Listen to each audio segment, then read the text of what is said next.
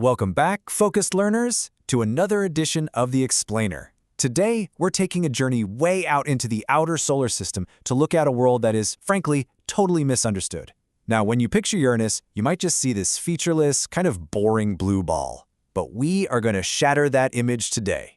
Uranus isn't just a quiet sphere of gas. It is literally the solar system's greatest cosmic mystery. It's a world that breaks almost every single rule of planetary physics we have. So we're going to dive into the data, trace the history, and uncover exactly why this freezing ice giant actually holds the ultimate blueprint for understanding the rest of our galaxy. All right, here's the docket for our investigation today. A most accidental discovery, the sideways tilted planet. Inside the cold ice giant, magnetic mysteries and rings, the Voyager 2 anomalies, and finally, a window to exoplanets. Let's jump right in. Section 1. A most accidental discovery, the planet mistaken for a comet.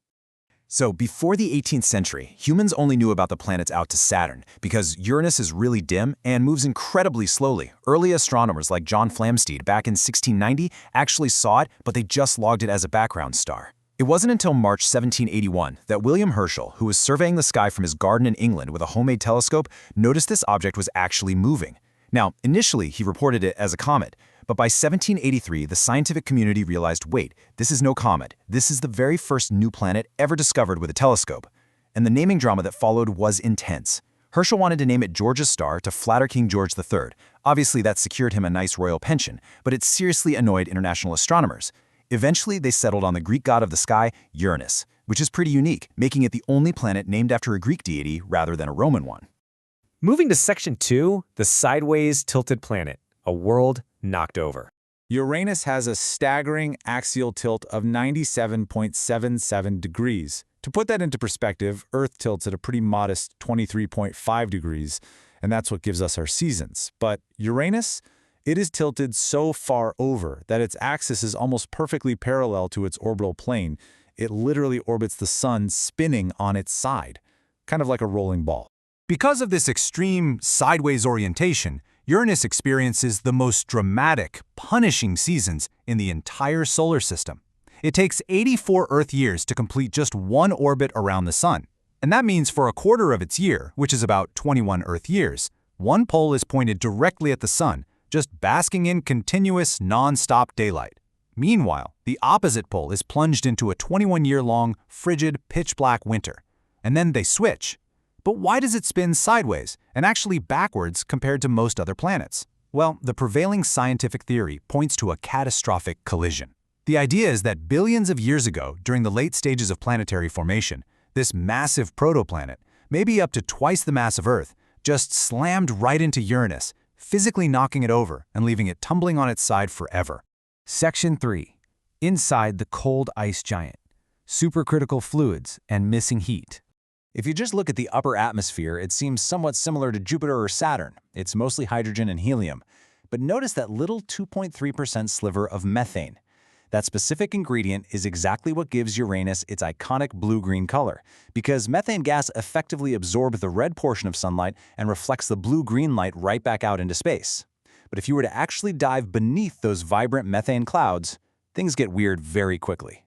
Now, what's really interesting about this slide is the profound difference between a gas giant and an ice giant. You see, Jupiter and Saturn are almost entirely gas, but Uranus, its gaseous envelope makes up less than 20% of its mass. If you were to drop a probe into Uranus, it wouldn't ever hit a solid surface. As it descended through the atmosphere, the crushing pressures and extreme temperatures would compress the water, ammonia, and methane into this highly pressurized, electrically conductive, flowing supercritical fluid. It is essentially a massive, swirling, toxic ocean wrapped around a relatively small, rocky core. And that's exactly why astronomy classifies Uranus, along with Neptune, as an ice giant, not a gas giant. And this brings us to another massive puzzle. Uranus is the 7th planet from the Sun. Neptune is the 8th, and it's billions of miles further out in the dark. Yet, Uranus has the coldest planetary atmosphere in the solar system, plunging to negative 371 degrees Fahrenheit. Why on Earth is that? Well, it's because unlike Jupiter, Saturn, or Neptune, Uranus emits almost zero internal heat. It only gives off about as much energy as it receives from the sun. So the absolutely crucial question is figuring out where all its heat went. Scientists basically have two leading theories here. The first one goes right back to that massive hit-and-run collision we talked about earlier. The impact that knocked Uranus on its side might have been so incredibly violent that it just blasted the planet's primordial heat right out into space. The second theory is that the heat is actually still down there, but there's some sort of internal atmospheric barrier, maybe alternating layers of different fluid compositions that acts like a giant cosmic blanket, preventing the core's heat from ever convecting up to the surface. Section 4. Magnetic Mysteries and Rings. The Tumbling Shield. Here on Earth, our magnetic field lines up pretty well with our axis of rotation. Makes sense, right? But on Uranus, the magnetic field is a total mess. It is tilted 59 degrees away from the spin axis, and the center of the magnetic field doesn't even line up with the center of the planet. Because this wildly lopsided field is likely generated by that shallow ocean of supercritical fluid we just talked about, the magnetosphere literally tumbles head over heels. Every 17 hours, as the planet rotates, this cartwheeling magnetic shield opens and closes to the solar wind, effectively turning its protection against solar radiation on and off every single day. Uranus is also accompanied by a pretty bustling system of neighbors. There are 28 known moons and 13 faint rings, and those rings were actually discovered completely by accident back in 1977. Astronomers were just watching a star pass behind the planet, and the star's light unexpectedly flickered 5 times before and after passing Uranus. Now, unlike Saturn's massive, brilliant, icy rings, Uranus's rings are incredibly faint, very narrow, and quite dark. And those 28 moons? They honestly have the best naming convention in the whole solar system. While other planets name their moons after classical mythology, usually the mythological lovers or companions of the Roman gods, Uranus chose the arts. You will not find any moons named after Zeus's flings here. Instead, you've got moons named Titania, Oberon, Ariel, and Miranda, all characters from the literary works of William Shakespeare and Alexander Pope. It's just a fantastic little touch of literary flair out there in the deep freeze of space. Okay, Section 5. The Voyager 2 Anomalies. Solving a 40-year cold case. Back in 1986, when Voyager 2 flew by, it sent back pictures of this really smooth, featureless, pale blue sphere. Honestly, it looked incredibly boring. But as our technology improved, telescopes like Hubble and Keck took a second look, and this brilliantly illustrates the reality. Uranus is highly dynamic. It has these complex, swirling cloud bands, localized temperature spikes, and massive, violent storms that brew as its decades-long seasons shift. It turns out, Voyager 2 just happened to catch it during its absolute blandest season.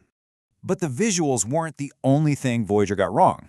During that flyby, Voyager 2 detected intensely powerful radiation belts, but an almost entirely plasma-free magnetosphere, which mathematically made zero sense. It was a total anomaly. However, just recently, scientists reanalyzed that 40-year-old data and completely cracked the case. It turns out, right as Voyager 2 arrived, a really rare space weather event called a co-rotating interaction region, which is basically a massive solar windstorm, slammed into Uranus. This solar storm drastically compressed the planet's magnetosphere, temporarily squeezing all the plasma right out of it and supercharging the radiation belts. We literally judged the planet's entire magnetic identity based on a freak cosmic weather event. The anomaly wasn't Uranus, the anomaly was our spacecraft's timing. Finally, Section 6. A Window to Exoplanets. The Blueprint for the Galaxy. As a quick refresher, an exoplanet is any planet orbiting a star outside our own solar system. We've discovered thousands of them in recent years. And guess what? The data shows that the most common type of planet out there, making up more than 30% of all known exoplanets, are intermediate mass planets. In other words, they are ice giants. Uranus is quite literally the ultimate blueprint for the most common type of planet in the entire galaxy. Because Uranus is the closest and absolute best analog we have to all these exoplanets, the scientific community has decided it is time to go back. The proposed Uranus Orbiter and Probe, or the UOP mission, has been officially designated as the highest priority flagship mission for the next decade. Unlike Voyager's quick flyby, this mission would actually enter orbit, and it would even drop a probe directly into those swirling supercritical fluid clouds to figure out exactly what is going on down there. As researchers at MIT so perfectly summarized, a mission to Uranus would therefore radically transform our understanding of ice giants, the solar system, and exoplanets. By finally solving the puzzle of how Uranus formed, why it has almost no internal heat, and what exactly is flowing in its deep, toxic oceans, we're going to unlock the secrets of how planetary systems form all across the universe. Which leaves us with this final, thrilling thought to chew on. Think about it. For nearly 40 years, we completely misjudged an entire planet based on a single encounter during a random solar storm. We thought it was just a featureless freezing anomaly, but it turns out it's a wildly dynamic, stormy, complex blueprint for the rest of the galaxy. So, if we were that wrong about a giant planet orbiting right here in our very own solar system, what else are we completely missing in our own cosmic backyard? Keep asking those questions, keep studying the slides, and I'll see you in the next explainer.